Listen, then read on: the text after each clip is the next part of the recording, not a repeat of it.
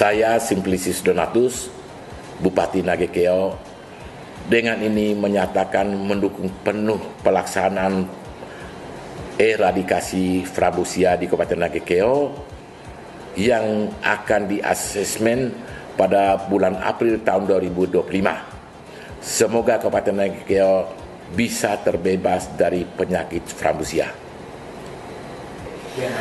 Diharapkan kepada masyarakat Nagekeo yang memiliki gejala penyakit Frambosia segera memeriksakan diri ke fasilitas kesehatan terdekat